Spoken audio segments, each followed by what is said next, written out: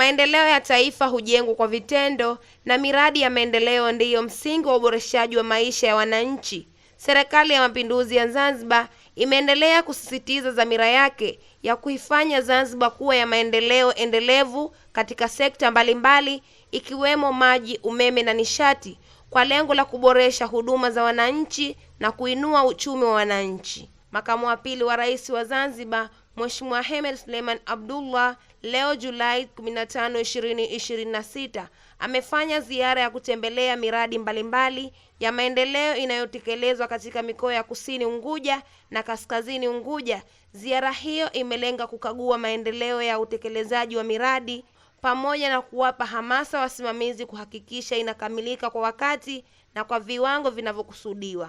Akiwa katika mkoa wa Kaskazini Unguja, Mheshimiwa Hemed Suleiman Abdullah alitembelea mradi wa ujenzi wa kisima kikubwa katika jimbo la Nungwi. Kisima hicho kinatarajiwa kuzalisha lita 500.4 za maji kwa siku, hatua inayokusudiwa kupunguza na hatimaye kumaliza changamoto ya upatikanaji wa maji kwa wananchi wa maeneo hayo. Niwahakikishie wananchi wa Nungwi na vitongoji vyake kwamba Daktari Hussein Mwinyi amekusudia kabisa kuondoa kadhia ya maji mkoa wetu wa Kaskazini kwa ujumla. Tunaelewa mkoa wa Kaskazini kuna wawekezaji wengi, hasa wawekezaji wa mahoteli. Ukiangalia nchi yetu inategemea sana utalii.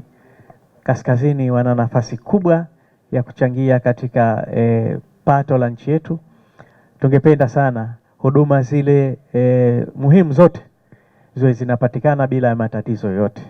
Kwa kazi hii sasa tunakwenda kutimiza ile ahadi ambayo Mheshimiwa Rais aliiweka kwa wananchi wa mkoa wa Kaskazini, lakini pia tunakwenda kutekeleza ilani ya Chama cha Mapinduzi kuona kwamba tumetekeleza kwa vitendo upatikanaji wa maji safi na salama kwa mkoa wa Kaskazini, lakini na kwa Zanzibar nzima. Kwa sasa hapa tunazungumzia mkoa wa Kaskazini kwa sababu kampuni yetu hii ya NEC kazi tuliwapa only kwa mkoa wa Kaskazini, na mikoa mingine kuna utaratibu mwingine ambao unaendelea, lakini wahakikishie wananchi wa Zanzibar kadhia hii ya upatikanaji wa maji safi na salama inaendelea kufanyiwa kazi. Tunaamini mahitaji yanaongezeka siku hadi siku, binadamu watu tunaongezeka, lakini na huduma zinaongezeka. Kwa hiyo tutaendelea kufanya juhudi kubwa kama hizi. Hapa kuna tenki la lita 500,000, lakini pia hili la lita 1,000,000 tunaamini litaweza kusaidia kwa maeneo mengi ya mkoa wetu huu. Na matenki kama haya yako kwenye maeneo mengine. Nishawahi kutembelea nikakuta. Kwa hiyo naamini kazi hii ambayo inafanywa tutaweza kuikamilisha na hatimaye tutaweza kupata maji safi na salama.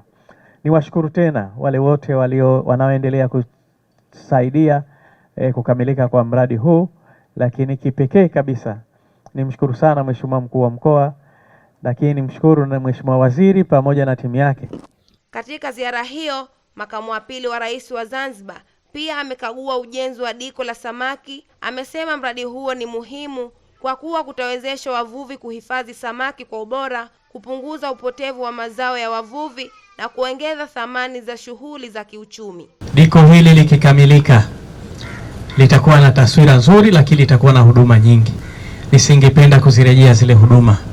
Mimi ni washukuru sana wakandarasi wetu, lakini nimshukuru mshauri elekezi kwa hatua ambayo tumefikia.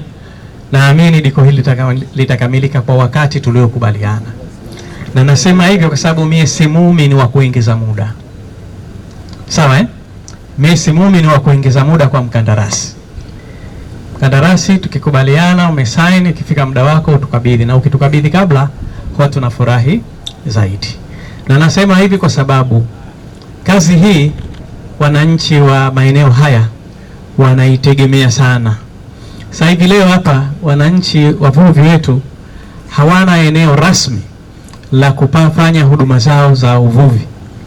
Sasa wakimaliza kuvua, manake samaki wanahitaji wapeleke pahala, mazingira yawe very conducive, wafanye shughuli zao vizuri, kuwe na maeneo ya kuweka kwenye barafu, kuwe na maeneo mengine na huduma nyingine.